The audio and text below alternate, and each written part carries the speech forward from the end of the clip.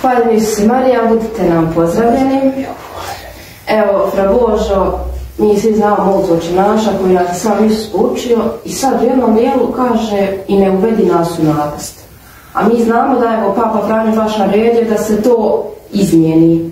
I u Italiji su čak i prihvatili tu izmjenu, iako je, zna se šta je izvorno Isusovo. Evo, šta vi mislite o tome, kako nas Bog može i ne uvesti u napast, kako nas on uopće može uvesti u napast? Ja, to je jedna problematika koju su ljudi sebi u glavi skontali. Moja je logika, čitaj Sveto pismo, tamo što stoji, ako ne razumiš, moli Boga da te prosvjetli dok ne dođe trenutak da razumiš. I nije sramota reći ako nešto nije mi skroz jasno, nije mi skroz jasno. Ali mi imamo toliko umišljeni ljudi da jednostavno njima je problem priznat da im nešto nije jasno ako im nije jasno. Jer oni hoće da su glavni, da oni sve znaju. Oni drže ključe znanja i svega u svojim rukama. To su ti opasni pojedinci, jedinke koje najprije poigravaju se sami svojim životom vječnim, a onda i druge uvuku u takvu napast. Ja kad bih rekao da razumijem u potpunosti, slagao bi. Ali da tragam u Svetom pismu, da mi Sveto pismo tumači, onda dođe čovjek do nekakvih spoznaja.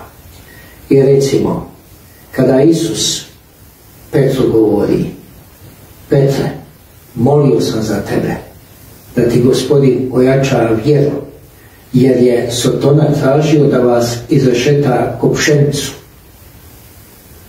I onda tu možemo vidjeti odgovor na ovo pitanje šta znači i ne uvedi nas u napast. Dakle, najprije čudno, šta Sotona ima tražiti? Ako Bog rukovodi, ko je Sotona da uopće ima nešto pravo tražiti i da mu Bog udobrovoljava tom njegovom traženju i to. Ono, čisto ljudski kad gledamo. Ali ako ćemo čisto ljudski gledati, onda ostajemo na razini ljudi. Nismo preporođeni, nismo nova stvorenja, nismo Božja djeca još, nego smo još sinovi ovoga svijeta. A mi se trebamo preporoditi, dakle, trebamo vidjeti šta to znači. Pa, odgovor. Ne možemo mi ljudskim riječima sve jasno protumačiti, ali možemo iz Svetoga pisma ovo prizovemo u pamet, ono prizovemo u pamet, pa odmah jasniju sliku imamo. Nećemo reći sve znamo, ali imamo jasniju sliku. I recimo, odmah ovdje meni dolazi na pamet opet Job i Satan koji stupa pred Božje lice. Obišao je zemlju, more, kako tamo stoji, i Bog se hvali: jesi li vidio moga slugu Joba? I Satan traži od Boga: pusti ga malo prolešetam, pa ćeš vidjeti kako će ti me proklet. I onda Bog dopušta, ne diraj mu život, a sve ostalo radi. Ali dirno mu je život, dicu mu pobio. Čovjeku kad dicu uzmeš, radije ubij mene, nego mi dicu, i to ono još gore, jel de? Ali ovdje mi možemo vidjeti šta znači ono kad Isus kaže Petru: demon Sotona je tražio da vas izrešeta ko pšenicu. Da bi vidjela se vjera. Jer mi smo izabrano sredstvo, one koje Bog izabire između ostalih. Jer sad ne može on izabrati nasumice, može, Bog sve može, jel tako, ali ono čisto ljudski govore. Nego treba biti, proći kroz kušnju. Treba dakle položiti ispit. Ono ko vojska na poligonu, pa ko je sposoban za nešto. Dakle, ili u školi kad imamo ispitne testove tamo, ko može i dalje, ko može biti primljen na fakultet, dakle, ipak se traži ono neko priznanje. Tako imamo, traži se odanost Bogu. I Isus sam, koji će biti kušan i u napast uveden, jer demon će ga kušati, pa će on jedno reći: oče moj, zašto si me ostavio? Premda on zna da otac ne skida pogleda s njega, ali u tom trenutku on je imao taj osjećaj kao da je ostavljen i od Oca Nebeskoga. Onda u tim trenucima treba, što je Isus rekao, ne može knez ovoga svijeta protiv mene ništa, ali nek se vidi da ja volim svoga Oca i da ću ja ispuniti njegovu zadaću i volju. Eto, to bi to u stvari nešto bilo i kod nas. Ne radi se o tome ko je knez ovoga svijeta. Kod Isusa vidimo vladari ovoga svijeta i crkveni veliki svećenici Ana Kajfa i civilni Pilat Poncije i oni koji su već Dakle, knez ovoga svijeta je onaj koji upravlja ovim svijetom, a zna se ko upravlja ovim svijetom, dakle upravljač ovoga svijeta. Oni protiv mene ne mogu ništa. Isus veli, a tako treba reći svaki Isusov. Oni ne mogu protiv mene ništa. Ali treba se dogoditi da oni progone, da oni pljuju, da oni rade ono svoje, zloću koju su navikli. Ono što Isus govori, da krv svi proroka, svi Božji ljudi padne na vaše ruke.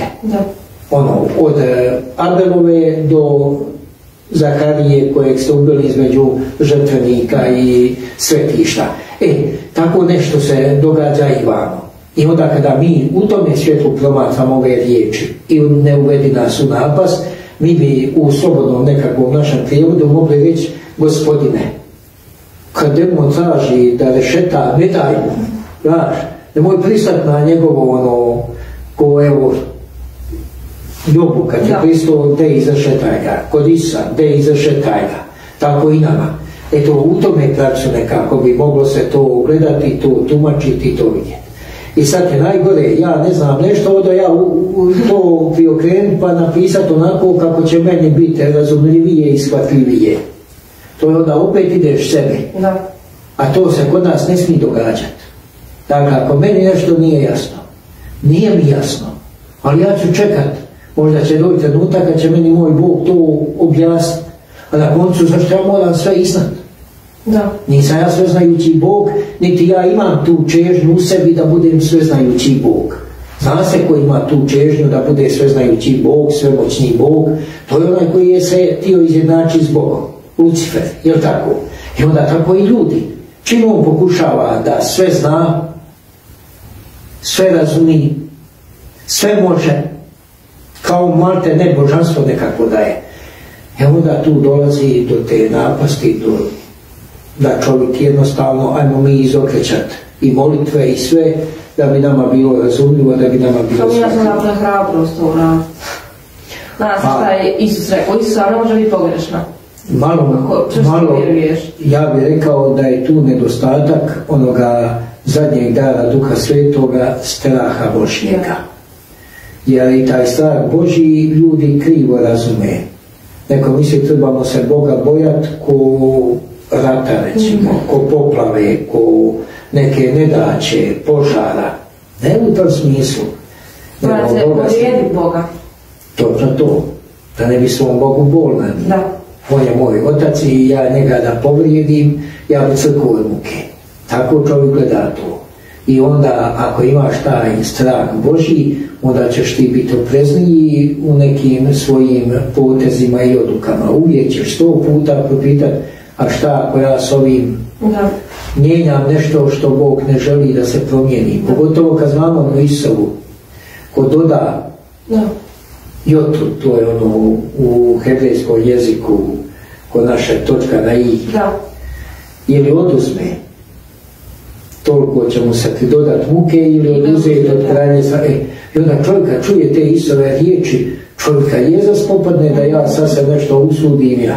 A to isto smo mogli vidjeti i kod recimo onoga braka, kad Isus kaže što Bog združi čovjek neka ne rastavlja, a tako je stavljeno i prije u Starom Zavjetu. I onda kada čovjek jedan sebi uzme za pravo da on može ipak nečiji brak proglasiti nevaljanim, poništiti ga da bi mogao biti slobodan za stvaranje nekih novih brakova i to.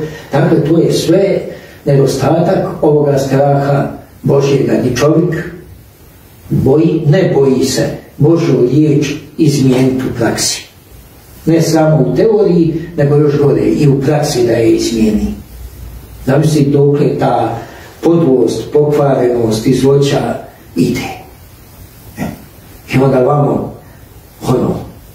trebamo čitati stalno Sveto pismo, jer u njemu, u Isovoj riječi možeš naći svjetlo i putokaz i tumačenje puno toga. Da.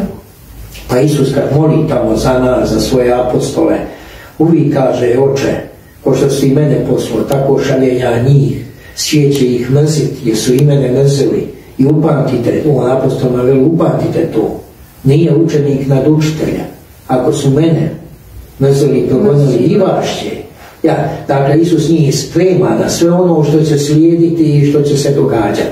I onda kada čovjek vidi to, dakle, zašto ono što mi znamo postaviti, zašto Bog dopušta da se događa zlo u svijetu, ako može da se to ne dogodi? To bi isto pitanje bilo, zašto je Bog dopustio Satanu da Joba nakuša, da mu se ono zlo događa?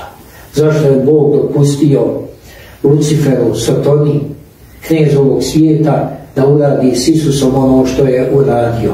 Tako mi možemo na sve pitanje zašto ovo, zašto ono. A uvijek ćemo reći da imamo i odgovor.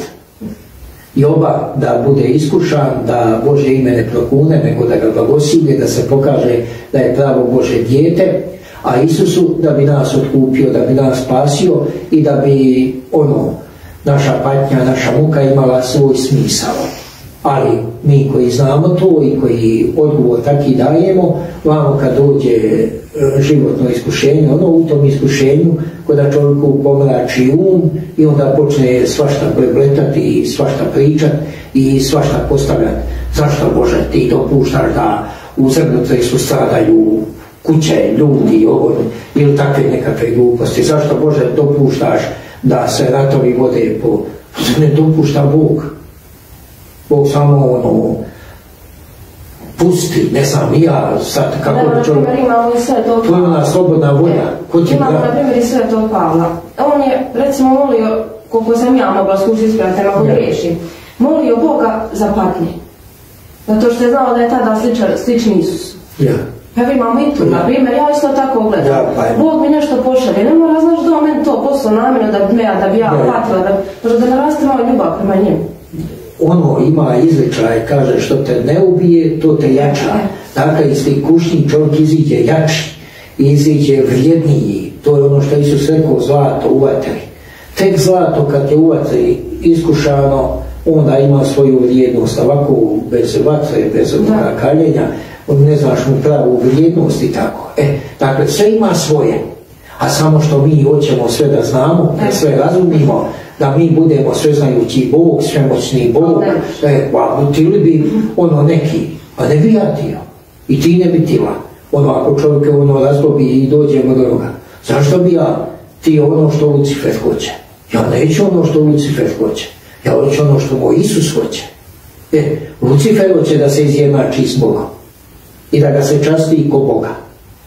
I Luciferovi uvijek traže nekakvu lažnu čast, lažnu veličinu i tamo kod Ivana u Evanđelju mi čitamo, kod Isove sudbine, pa Ivan sam kaže, među velikim svećenicima, među tim velikim ljudima ondašnje sinagoge, bili su ljudi koji su bili sodani to, ali su se bojali da ne budu izopćeni iz sinagoge, pa su više se bojali ljudi nego Boga i onda su i oni Isusu okrenuli leđa i to.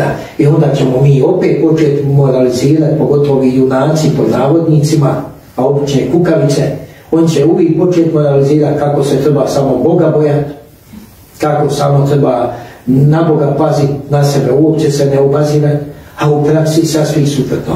I to je ono što Isus rekao, jedno pričaju, drugo radi. I onda imaju oni strah Božji, drže do toga, ali bez imalo straha Božjega oni će nečiji brak poništiti i uzeti taj grijeh na sebe.